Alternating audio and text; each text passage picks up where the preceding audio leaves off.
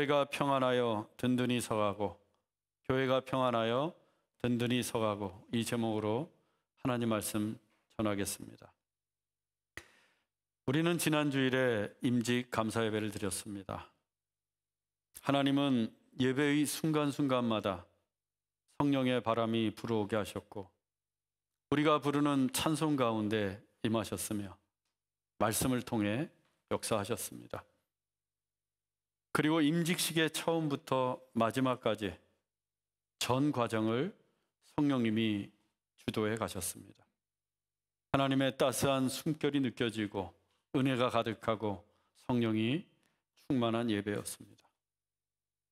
사도 바울이 고린도, 에베소, 빌립보 등 개척한 교회에 장로를 세워 교회를 든든히 했듯이 우리 교회도 개척 12년 만에 목사와 장로로 구성된 당회를 갖춘 교회가 되었습니다. 즉, 이제야 비로소 독립적인 교회를 이루게 된 것입니다. 당회가 없는 교회는 미조직 교회라고 해서 노예가 파송한 임시당회장의 치리를 받는 것이 교단이 정한 법입니다. 물론 우리 교회는 지금까지 그 독립성을 침해받은 적이 없었고 임시당회장의 파송을 받은 적도 없었습니다. 노회가 담임 목사의 권위를 존중해 주셨고 또한 우리 교회가 건강한 교회였기 때문입니다. 그러던 중에 지난주 임직 예배를 통해서 우리 교회는 당회와 당회장이 있는 명실상부한 조직교회가 되었습니다. 따라서 임직 예배는 우리 교회로서는 무척이나 중요한 예배였던 겁니다. 이를 위해 수고해 주신 모든 분들에게 감사드립니다. 임직을 위해 오랜 기간 동안 훈련받으신 임직자분들, 또 예배와 식탁 교제, 예배당 장식과 꽃다발 준비 등을 위해 애써주신 우리 좋은시학교의 성도님들, 남녀성교회 회원들께 감사를 드립니다. 그리고 저를 꼭 닮은 케이크를 준비해 주신 시니어 팀에게도 깊은 감사를 드립니다. 이 케이크 맛도 무척이나 좋았지만 케이크에 새겨진 글은 정말 잊지 못할 거예요.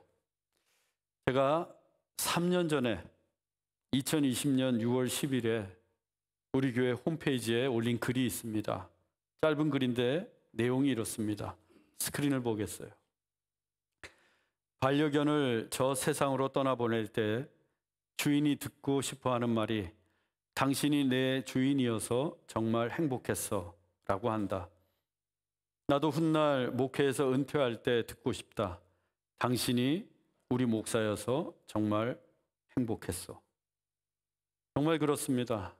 저는 제가 은퇴하는 날 당신이 우리 목사여서 정말 행복했어. 이 말을 꼭 듣고 싶습니다. 그 말을 들을 수 있도록 진실하게 목회하고 성도들을 사랑할 것입니다. 그런데 저를 닮은 케이크에 새겨진 내용이 무엇인 줄 아십니까? 목사님이 계셔서 행복합니다. 목사님이 계셔서 행복합니다. 은퇴할 때 들어야 할 말을 제가 벌써 들었어요. 저는 그 글을 읽고는 한동안 아무 말도 할 수 없었습니다. 감동이 너무 커서. 다시 한번 감사드립니다. 우리 교회는 임직식을 기점으로 시즌2 제2기의 사역을 시작합니다. 새로운 항해를 시작하는 것이고 이전과는 분명 다른 교회의 모습이 되어야 합니다. 더욱 성숙하고 더욱 충만하고 더더욱 부흥하는 교회가 되어야 합니다. 그러면 우리가 어떤 모습의 교회로 자라가야 할까요? 바로 평안하여 든든히 서가는 교회입니다. 평안하여 든든히 서가는 교회.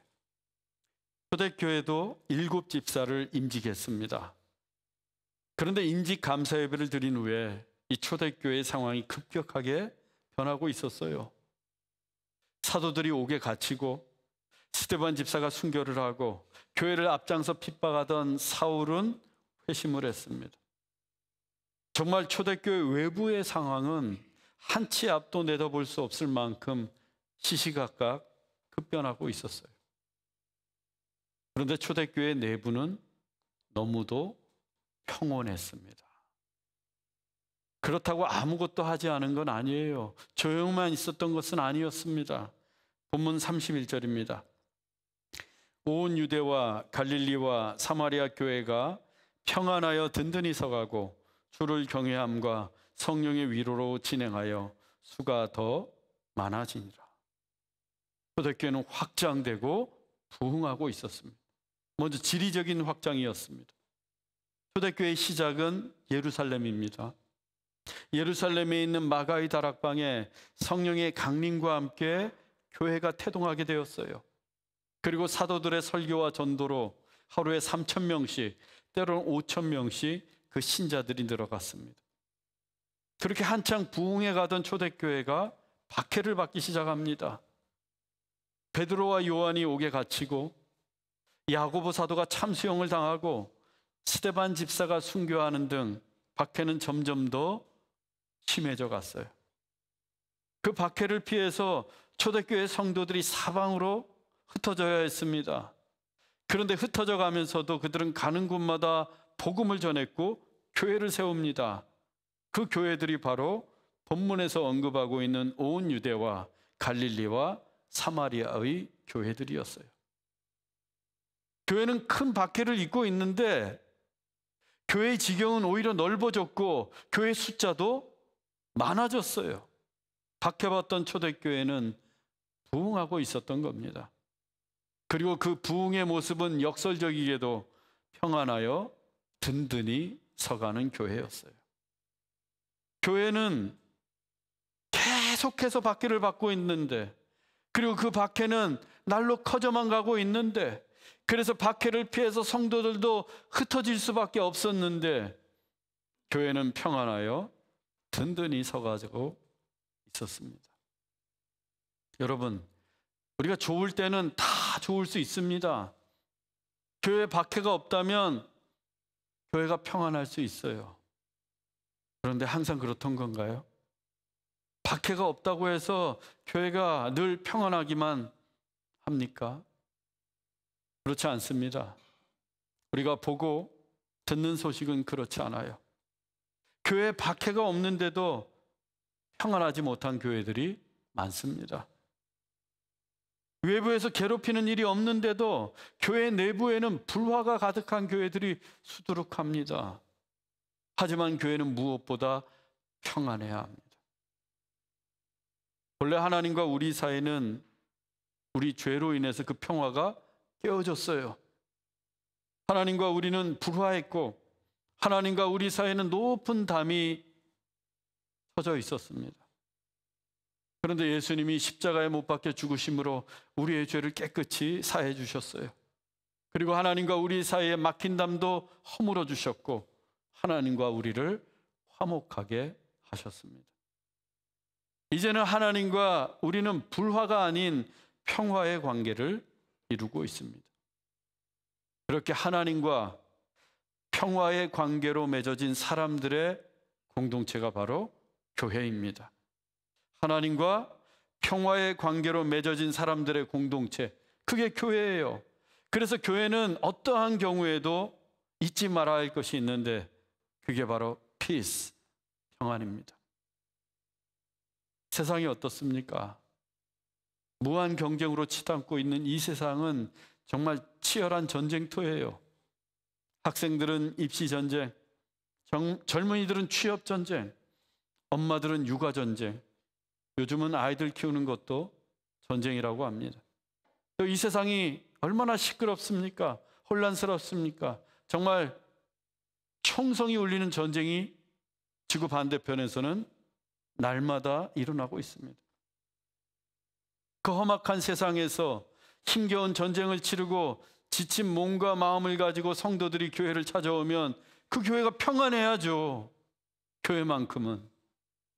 교회에서는 평화를 경험해야 합니다. 세상에서는 찾을 수 없는 참된 평화, 그 샬롬을 누리고 돌아가야 돼요. 부활하신 예수님이 다락방에 숨어있던 제자들을 찾아가셨습니다. 요한복음 20장 19절입니다. 이날 곧 안식 후 첫날 저녁 때에 제자들이 유대인들을 두려워하여 모인 곳에 문들을 닫았더니 예수께서 오사 가운데 서서 이르시되 너희에게 평강이 있을지어다. 제자들은 예수님을 십자가에 못 박았던 유대인들이 너무나도 무서웠습니다. 그래서 집 밖에 나오지 못하고 다락방에 숨어 있었어요. 문을 꼭꼭 걸어 잠그고. 그런데 그 굳게 닫혀 있는 문을 부활하신 예수님께서 초월적인 능력으로 들어가시고 그들 가운데 서셨습니다. 그리고 제자들에게 말씀하십니다. 너희에게 평강이 있을지어다. Peace be with you. 예수님이 십자가에 못 박히셨을 때 제자들이 어떻게 했습니까? 주님을 배반하고 부인하고 도망쳤어요. 그런 제자들에게 예수님은 왜 나를 배신했느냐?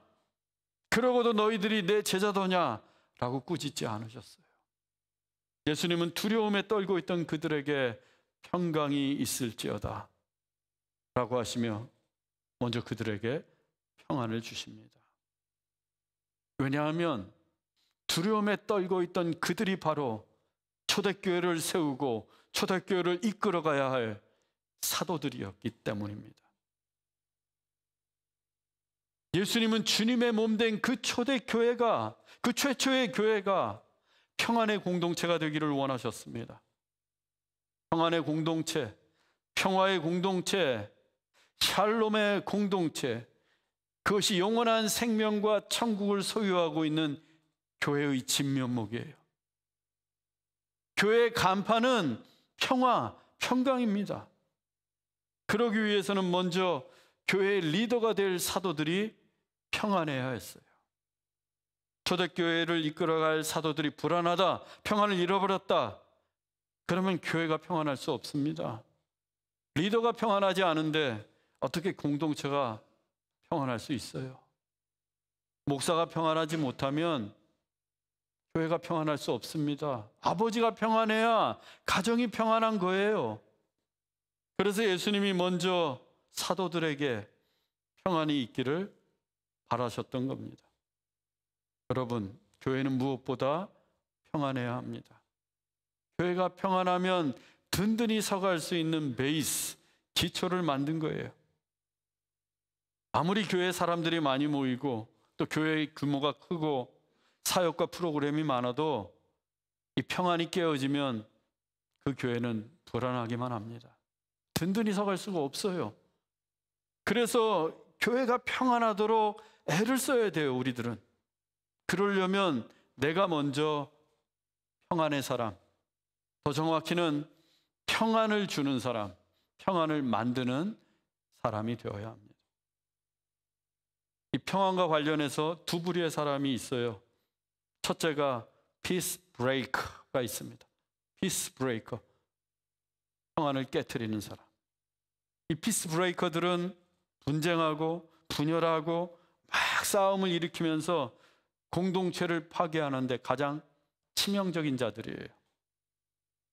마귀의 별명 중에 참소하는 자가 있습니다. 참소하는 자. 참소는 남을 비방하고 헐뜯고 중상모략해서 공동체의 평안을 깨트리는 행위입니다. 이게 마귀 특기예요, 참소가. 즉 마귀가 피스 브레이커의 대장입니다. 그런데 이 같은 마귀의 행위를 본받아서 공동체를 해치는 피스 브레이커들이 교회 안에 있다는 거예요. 그러면 교회는 결코 든든히 서갈 수 없습니다. 아니, 깨어집니다. 평화가 깨어지면 교회도 깨어져요. 교회 본질이 평화인데 평화를 깨고 교회를 깨는 것, 그게 마귀가 하는 짓입니다. 그 반대가 피스메이커예요. 피스메이커, 평화를 만드는 사람, 화평케 하는 사람. 이 피스메이커는 공동체의 평화를 위해, 교회의 평화를 위해서 애쓰고 희생하고 봉사하고 섬기는 사람입니다. 그래서 피스메이커의 특징은 위로, 배려, 칭찬입니다. 위로하고 배려하고 칭찬합니다. 막 지적하고 불평하고 그러는 게 아니라 상대방을 배려하고 상한 자들을 위로해주고 칭찬을 아끼지 않아요. 즐거워하는 자들과 함께 즐거워하고 우는 자들과 함께 울어줍니다. 하나님이 축복하시는 사람이 바로 이 피스메이커, 화평케 하는 사람입니다. 마태복음 5장 9절입니다. 화평하게 하는 자는 복이 있나니 그들이 하나님의 아들이라 일컬음을 받을 것이며. 우리가 신앙생활하면서 하나님의 아들로 불릴 수 있다면 그보다 더 큰 은혜가 어디에 있겠습니까? 아, 저 사람을 보니까 하나님의 아들 같아. 아, 저 사람을 보니까 예수님을 보는 것 같아. 하나님의 아들이 예수님이잖아요. 그런 이야기를 들을 수 있다면 그보다 더 큰 은혜가 어디에 있겠습니까? 그런데 피스메이커가 그렇다고 합니다. 화평케 하는 사람들이 하나님의 아들이라고 일컬음을 받는다고 말씀하세요. 이 피스메이커들, 하나님의 아들들이 교회 안에 많으면 그 교회는 평안해지고 든든히 서갈 수 있습니다. 초대교회는 밖으로부터 큰 핍박을 받았습니다. 하지만 그럴수록 그 교회 안에는 피스메이커들이 점점 더 많아졌어요. 밖에서 무슨 일을 당하든 어떤 어려움이 찾아오든 그들은 교회의 평화를 지키기 위해서 애쓰고 자기를 희생하고 봉사하고 헌신하는 일에 힘을 쏟았습니다. 여러분, 평화라는 것은 유리와 같아요. 잘 다루지 않으면 금세 깨어집니다. 그러니 얼마나 조심하고 열심히 섬겨야겠습니까? 저절로 얻을 수 있는 게 아니에요. 그런데 초대교회 성도들이 그 엄청난 박해 속에서도 평화를 지키기 위해서 무던히도 애를 썼습니다. 그래서 누구나 교회를 찾아오면 평안을 누릴 수 있도록 그들은 평화의 공동체를 이루어가고 있었어요. 그동안 우리 교회도 평화의 공동체를 이루기 위해 애를 썼습니다. 앞으로 더 나은 피스메이커가 되어서 우리 모두가 하나님의 아들로 불리고 또 평안으로 충만한 교회가 되기를 소망합니다. 초대교회가 그 평안의 기초 위에 든든히 서갈 수 있었던 데에는 두 가지 요소가 있습니다. 본문 31절을 다시 보겠습니다. 온 유대와 갈릴리와 사마리아 교회가 평안하여 든든히 서가고 주를 경외함과 성령의 위로로 진행하여 수가 더 많아지니라. 주를 경외함과 성령의 위로입니다. 교회가 영적으로 성장하고 든든히 서가려면 반드시 이 두 가지 요소, 주를 경외함과 성령의 위로가 있어야 합니다. 먼저 주를 경외함입니다. 주를 경외한다. 경외한다는 게 무슨 뜻일까? 주님을 간절히 바라고 주님을 두려워하는 거예요. 두 가지 뜻이 있어요. 주님을 간절히 바라는데 동시에 주님을 두려워하는 것. 이것이 바로 주님을 경외하는 것입니다. 그런데 어떤 사람은 주님을 두려워만 해요. 주님을 간절히 찾지 않습니다. 왜? 너무 무서워서. 두려워만 합니다, 하나님을. 또 주님을 간절히 찾는데 어떤 사람은 주님을 두려워하지 않아요. 너무 친하다고 생각해. 그래서 막 하나님의 이름을 망령되게 부릅니다. 주님의 몸된 교회를 우습게 알아요. 하지만 주를 경외하는 것은 두 가지 다입니다. 우리 하나님을 두려워하고 또한 간절히 하나님을 찾는 거예요. 우리가 하나님 말씀에 순종하고 우리가 이렇게 모여서 예배를 드리는 것도 주님을 경외하는 거예요. 예배 시간에 주님을 간절히 찾고 또한 예배 시간에 주님을 두려워하는 겁니다. 우리가 하나님께 불순종하고 하나님 말씀을 무시하는 것은 왜 그래요? 하나님이 두렵지 않기 때문에. 하나님이 두렵지 않으니까 내 마음대로, 내 욕망대로 살아갑니다. 하나님의 심판도 두려워하지 않아요. 그런데 생각해 보세요. 하나님의 뜻도 무시하고 하나님의 심판도 두려워하지 않는다. 그 사람이 하나님 믿는 사람입니까? 하나님 믿지 않는 사람이에요. 하나님을 믿지 않기 때문에 하나님도 두렵지 않은 겁니다. 잠언 14장 26절로 27절입니다. 여호와를 경외하는 자에게는 견고한 의뢰가 있나니 그 자녀들에게 피난처가 있으리라. 여호와를 경외하는 것은 생명의 셈이니 사망의 그물에서 벗어나게 하느니라. 여기에서 견고한 의뢰는 견고한 믿음, 굳건한 믿음을 뜻합니다. 여호와를 경외하는 자에게 견고한 의뢰, 즉 견고한 믿음이 생겨요. 하나님을 경외하면 경외할수록 우리의 믿음은 점점 더 견고해집니다. 하나님을 두려워하면 두려워할수록 우리의 믿음은 더욱더 굳건해져 가요. 그리고 그 믿음이 우리를 사망의 그물에서 벗어나게 하고 영원한 생명의 샘으로 인도해 줍니다. 구원받는다는 거예요. 천국 가게 한다는 거예요. 그 견고한 믿음을 통해서. 사랑하는 여러분, 하나님을 믿되 하나님을 두려워하십시오. 하나님의 거룩한 말씀을 정말 두려운 마음으로 순종하십시오. 그것이 우리의 믿음을 더욱더 견고하게 해주고 우리를 영원한 생명의 샘으로 인도해 줄 것입니다. 신앙생활하면서 하나님을 두려워하지 않는 것 문제입니다. 또한 하나님을 찾지 않는 것도 문제예요. 하나님을 믿는다고 하면서도 하나님에 대한 갈망이 없습니다. 하나님의 말씀도 읽지 않고 하나님께 기도도 하지 않고 예배에 대한 간절함이 없어요. 예배에 대한 사모함이 없어요. 하나님의 음성을 듣기 위한 갈급함이 없어요. 그러니까 하나님의 신비와 초월적인 능력도 경험하지 못하는 겁니다. 믿음은 허상을 쫓는 게 아니에요. 믿음은 하나님의 신비와 초월을 믿는 거예요. 뻔한 걸 믿는 게 아니라 하나님의 신비와 초월을 믿는 게 믿음이요. 신앙이란 그 신비와 초월을 경험하는 거예요, 내 삶에서. 믿음은 하나님의 신비와 초월을 믿는 것이고, 신앙이란 그 신비와 초월을 내 삶에서 경험하는 거예요. 그런데 하나님을 찾지 않아요. 왜? 참된 믿음이 없기 때문에. 하나님의 신비와 초월에 대한 기대감이 없기 때문입니다. 이 같은 신앙은 안타깝게도 하나님을 만나지 못하는 신앙이에요. 피상적인 신앙이에요. 머리로만 하는 신앙이에요. 하나님이 어떤 분입니까? 초월적인 분이에요. 신비로운 분이에요. 하나님 그분 자체가 초월이요 신비입니다. 그런데 하나님을 만나지 못하니까 그 하나님의 신비와 초월을 경험할 수가 없는 겁니다.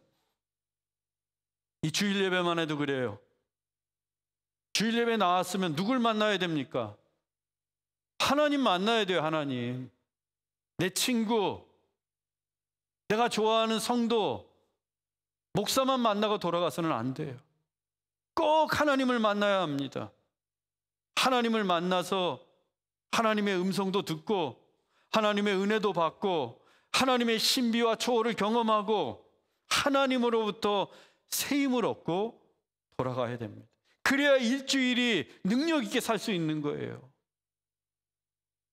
일주일 내내 사람만 만나가 왔잖아요, 우리가.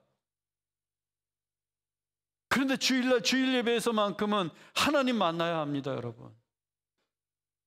그게 하나님을 믿는 신앙이에요. 그러면 하나님께서 어떤 사람을 사랑해 주시고 어떤 사람을 만나 주실까요? 잠언 8장 17절입니다. 나를 사랑하는 자들이 나의 사랑을 입으며 나를 간절히 찾는 자가 나를 만날 것이니라. 나를 사랑하는 자들이 나의 사랑을 입으며, 이 말씀은 하나님께서 하나님을 사랑하는 자들만 사랑하겠다라는 뜻이 아니에요. 하나님은 사랑이십니다. 여전히 우리를 사랑하고 계세요. 언제나 우리를 사랑하십니다. 모든 사람을 사랑하세요. 우리가 무슨 죄를 지었든 하나님의 사랑은 끊어지지 않아요. 그런데 그 사랑을 누가 깨닫고 경험하는가? 바로 하나님을 사랑하는 자라는 거예요. 하나님을 사랑하는 자. 하나님을 사랑하지 않으면 몰라요. 하나님의 사랑이 얼마나 크고 깊은지. 왜 서로 사랑하라고 하셨을까요? 서로 사랑해야만 사랑을 깨달을 수 있기 때문입니다. 하나님을 사랑하는 자만 하나님의 사랑을 알 수 있어요. 여러분, 하나님을 사랑하세요. 진심으로 사랑하십시오. 그래서 풍성한 하나님의 사랑을 온몸으로 입기를 바랍니다. 하나님 만나는 것도 마찬가지예요. 하나님은 이미 우리를 만나주실 준비가 되어 계십니다. 이 예배의 자리에 이미 임재해 계세요. 우리를 만나시려고 약속된 시간에 하나님은 벌써 와 계십니다. 그런데 어떤 사람은 하나님을 만나고 돌아가는데 어떤 사람은 하나님을 구경도 못하고 돌아가요. 똑같이 예배를 드렸는데 어떤 사람은 하나님을 온몸으로 껴안고 경험하고 돌아가는데 어떤 사람은 하나님 옷자락도 만지지 못하고 돌아갑니다. 똑같이 예배 드렸는데 똑같은 시간에 똑같은 공간에서. 얼마나 안타까운 일이에요. 하나님을 만나지 못한다면 이 예배가 무슨 의미가 있고 소용이 있겠습니까? 시간 낭비일 뿐이에요. 하나님 만나야 합니다. 반드시 만나야 돼요. 그런데 누가 하나님을 만날 수 있는가? 하나님을 간절히 찾는 자가. 하나님을 간절히 찾는 자가 하나님을 만나는 거예요. 나를 간절히 찾는 자가 나를 만날 것이니라. 이 예배당에 여러분이 오늘 오셨어요. 저를 만나려고 해도 저를 찾아야지 만나죠. 권사님 만나려고 해도 권사님 앞에 가야지 만나죠. 하나님은 이미 이곳에 임재해 계십니다. 그런데 우리가 찾지 않으면, 하나님을 간절히 찾지 않으면 만날 수 없어요. 하나님을 만나야 내 삶이 변하고, 하나님을 만나야 내 인생이 새로워지고, 하나님을 만나야 의심도 사라지고, 하나님을 만나야 그 하나님의 신비와 초월도 경험할 수 있는 거예요. 사랑하는 여러분, 하나님을 갈망하십시오. 하나님을 간절히 찾으세요. 그래서 오늘 모두가 하나님 만나고 돌아갈 수 있기를 축원합니다. 두 번째, 초대교회는 성령의 위로가 있었습니다. 본문 31절을 다시 보겠습니다. 온 유대와 갈릴리와 사마리아 교회가 평안하여 든든히 서가고 주를 경외함과 성령의 위로로 진행하여 수가 더 많아지니라.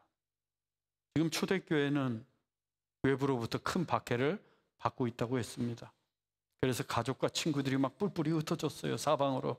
더러는 붙잡혀서 옥에 갇히기도 했고, 더러는 순교를 당하기도 했습니다. 초대교회 성도들의 마음에 큰 상처를 입었어요. 박해가 두렵기도 합니다. 내가 언제 붙잡혀갈지 불안하기만 하여. 하나님을 열심히 믿고는 있었지만, 그래서 그들에게 위로가 필요했습니다. 괜찮아. 내가 지켜줄게. 내가 너희와 함께 할게. 하나님의 위로가 필요했어요. 그 두려운 마음에, 상처 입은 영혼에 성령의 위로가 필요했습니다. 그 불안한 마음에 하나님이 그들과 함께 하시며 성령의 위로를 베풀어 주셨어요. 현대인들에게 가장 필요한 것 중 하나도 바로 위로입니다. 위로를 받아야 돼요. 바쁘고 고독하고 우울하고 절망적이고 스트레스는 끝이 없고, 그렇지만 치열하게 살아야 되고, 정말 위로가 필요한 시대입니다. 그런데 사람의 위로는 한계가 있어요. 친구의 위로, 물질의 위로는 제한적입니다. 아니, 사람들의 위로는 공허할 때가 훨씬 더 많아요. 만나고 났는데 오히려 더 공허하기만 합니다. 성령의 위로만이 우리에게 참된 위로를 줍니다. 성령의 위로만이 우리에게 참된 평화를 가져다 줍니다. 그러면 어떤 사람이 성령의 위로를 받을 수 있을까? 하나님을 사랑하는 자들이 하나님의 사랑을 입는다고 그랬어요. 똑같은 원리입니다. 성령과 동행하는 사람이 성령의 위로를 받습니다. 성령님은 보혜사, 위로자이십니다. 언제나 우리를 위로하시는 분이에요. 즉 성령님은 우리를 위로하시기 위해 준비가 되어 계신 분이에요. 그 성령님과 동행하면 우리는 절로 성령의 위로를 받게 됩니다. 그리고 성령과 동행하는 것은 하나님을 경외하는 것과 연결되어 있어요. 하나님을 경외하는 삶이 성령과 동행하는 삶입니다. 왜? 하나님은 곧 성령이시기 때문에. 그래서 하나님을 경외하는 사람은 자연스럽게 성령의 위로도 받게 됩니다. 초대교회는 하나님을 경외하며 성령과 동행했습니다. 당연히 성령의 위로도 풍성하게 임했습니다. 그래서 교회를 찾는 자들마다 성령의 위로를 받았습니다. 그 결과가 무엇인가? 수가 더 많아지니라. 교회가 부흥했어요. 박해가 그렇게 심한데도 교회만 오면 위로받으니까 교회가 부흥합니다. 여러분, 교회 부흥은 시스템이나 건물을 통해서 오는 게 아니에요. 교회 부흥은 사람이 만들어내거나 프로그램이 만들어주는 게 아닙니다. 부흥은 하나님의 일이에요. 하나님이 교회를 부흥케 하시는 겁니다. 그런데 하나님이 교회를 부흥케 하시는 통로가 있어요. 첫째는 평안이요, 둘째는 주를 경외하는 것이고, 셋째가 성령이 위로하시는 교회입니다. 첫째가 평안이요, 둘째가 주를 경외하는 교회, 셋째가 성령의 위로가 있는 교회입니다. 사랑하는 형제자매 여러분, 교회의 평화를 위해 우리 모두 애쓰고 희생하고 섬기는 이 시대의 피스메이커, 평화의 사람이 되십시다. 그리고 우리 하나님을 경외하십시오. 하나님을 두려워하고 또한 간절히 하나님을 찾으십시오. 그러면 성령의 위로가 충만히 임할 것입니다. 교회의 부흥은 그때 시작됩니다. 우리 교회도 평안하여 든든히 서가는 교회, 부흥하는 교회가 되기를 주 예수 그리스도의 이름으로 축원합니다. 기도하겠습니다. 사랑의 하나님, 은혜 중에 임직 감사 예배를 마치게 하시니 감사합니다. 이제 우리 교회가 제2기의 사역을 맞이하게 되었습니다. 평안하여 든든히 서가는 교회가 되게 하옵소서. 우리 성도 한 사람 한 사람이 피스메이커가 되게 하옵소서. 그리고 하나님을 경외하는 교회가 되게 하시고 성령의 위로로 충만하게 하옵소서. 그래서 하나님이 부흥케 하시는 교회, 하나님이 자라게 하시는 좋은 씨앗 교회가 되게 하옵소서. 길이요 진리요 생명이신 예수 그리스도의 이름으로 기도하옵나이다. 아멘.